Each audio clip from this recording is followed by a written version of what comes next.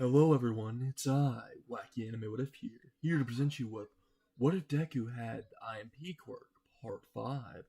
Let's go ahead and get into it. As Izuku and everyone else in I.M.P were in Blitzo's van, which he bought off a person known as the Herbert, which apparently to summon him, you shine what people refer to as the Herbert sign, which is a giant light in the sky that has a symbol of some fat kid named Chris. Apparently.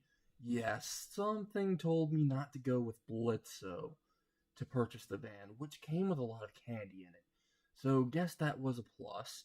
If you caught the joke, good for you. Anyway, I'm currently inner monologuing so that Blitzo's awful singing affects me less. It is not working, not one bit.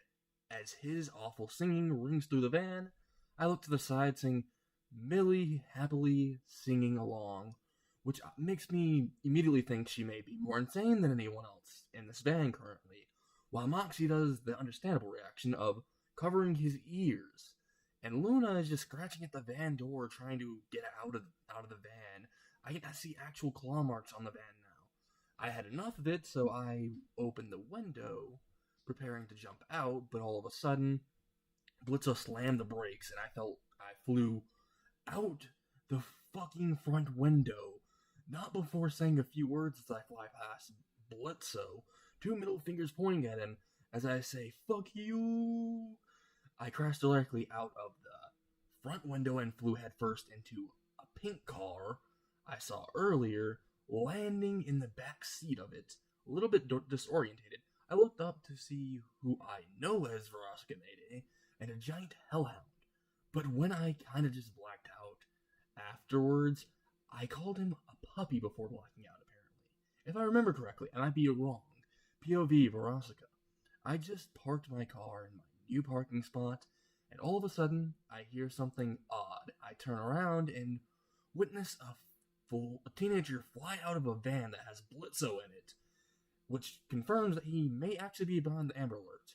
And immediately, he slams directly into the back seat of my car, and gets up after a few seconds and looks at me and Vortex. He looks adorable and apparently has a sense of humor, as he calls Vortex a puppy before passing out. When he did that, me and Vortex looked at each other and immediately bursted out laughing. I made up my mind, I'm definitely taking this one. This one's gonna work with me. POV, Blitzo. Oh fuck, oh shit, I did not expect him to fly out of the fucking van. He turns around and sees Luna, Moxie, and Millie stare at him, all in fury. He immediately says, "Hey, don't worry, I can just go get him back. Not too much of a big deal." He opens the door, not before hearing Moxie, Millie, and Luna all say at the same time, "He might be hurt from the crash. This is a big deal, Blitzo." At the same time, when they said this, it creeped him out a good deal.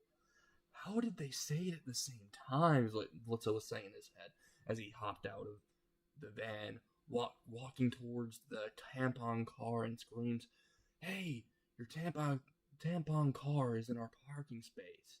Also, I believe an employee of mine flew into your pink cum dump of a car." Immediately after saying that, the car door opens and he sees it's Veronica.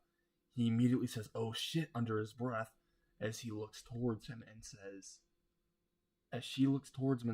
"Blitzo, I should have known you were in the area from the Amber Alerts. Also, the fact that van looks like one that had free candy on the side of it doesn't help your case."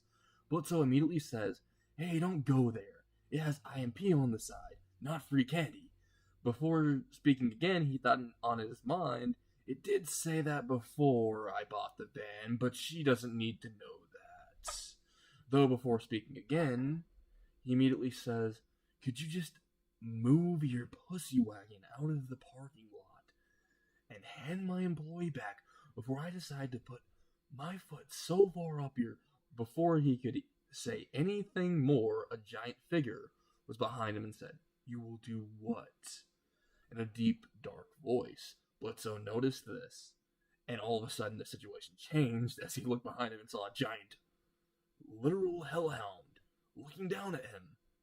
Immediately he says in a funny tone, "I'll call HR." They all start to laugh for a moment until they abruptly stop, and Verosika says, "This is Vortex. Unlike you, he's actually good at his job. Now, Vortex, can you go get Blitzo's employee and take him with us?" As Vortex walks back to the pink car, he opens he literally lifts Izuku out of the car and carries him into the building. As Verosika is about to go, as well, Blitzo screams out, "Hey, that's my employee! You just took! Give him back!" Verosika looks back, puts a finger under her chin, and says, let me think about that. How about, no? I think I might actually keep your employee. I mean, he's adorable, seems a little bit funny, and he is a human, which you could get in a lot of trouble from bringing one here. Immediately, Blitzo says, "Hey, we didn't bring him here. He kind of just appeared on his own. I mean, he kind of makes portals," before immediately closing his mouth. And immediately, Verosika stares towards him and says, "Wait, he makes portals? That doesn't make any sense. I'll have to check into that." Before she walks towards Vortex and they both enter the building. As Moxie, Millie, and Luna exit out the van, they run up towards Blitzo and all of them say, "Hey, what about Izuku? She literally just took him. Are you going to do anything? You're not going to go run after them?" Immediately, Blitzo says, about that, we'll probably just have to plan. I mean, I don't want to get my ass handed to me by that giant-ass hellhound. Now, do you?"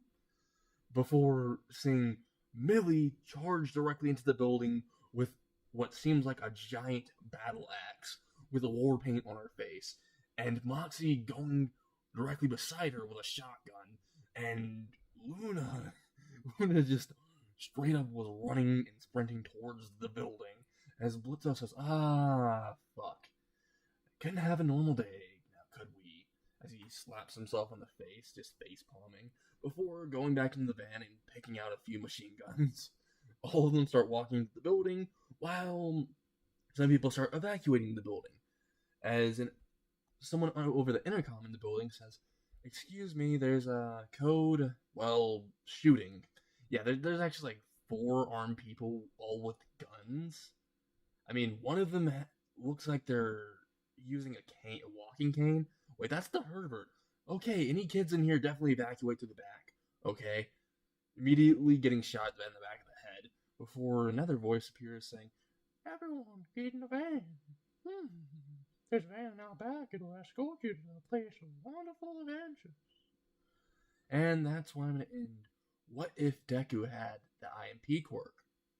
Part 5. I hope you all liked it, and if it was a little bit too short, I'm sorry about that.